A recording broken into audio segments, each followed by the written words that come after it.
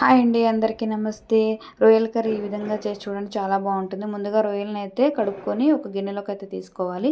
ఇందులో కొద్దిగా పసుపు, ఉప్పు వేసుకొని ఒక గ్లాస్ వాటర్ పోసుకోవాలి. ఇలా రొయ్యలను 5 నిమిషాల పాటు ఉడికించుకొని ఇందులో నీరంతా ఇంకిపోయాక ఒక ప్లేట్లోకి అయితే తీసుకొని పెట్టుకోవాలి. ఇప్పుడు మనం కడాయి పెట్టుకొని ఇందులో 2 టేబుల్ స్పూన్ దాకా ఆయిల్ వేసుకోవాలి.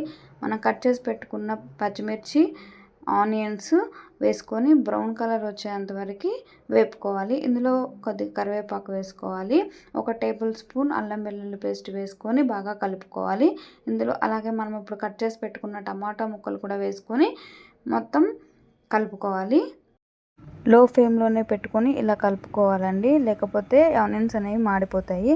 ఇందులో ఒక టేబుల్ స్పూన్ కారము, ఒక టేబుల్ స్పూన్ ధనియాల పొడి, కొద్దిగా పసుపు, కొద్దిగా గరం మసాలా, కొద్దిగా జీలకర్ర పౌడర్ వేసుకొని బాగా కలుపుకోవాలి. ఇప్పుడు మనం ఉడికించి పెట్టుకున్న ఈ రొయ్యలను అయితే వేసుకొని బాగా కలుపుకోవాలి. మీడియం ఫ్లేమ్లోనే పెట్టుకొని కలుపుకోవాలి, లేకపోతే రొయ్యలు అనేది మాడిపోతాయండి.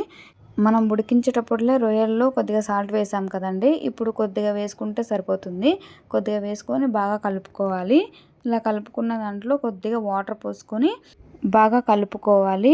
ఇందులో కొద్దిగా కొత్తిమీర వేసుకొని ఒక 2 నుంచి 3 నిమిషాల పాటు మూత పెట్టి బాగా ఉడికించుకోవాలి.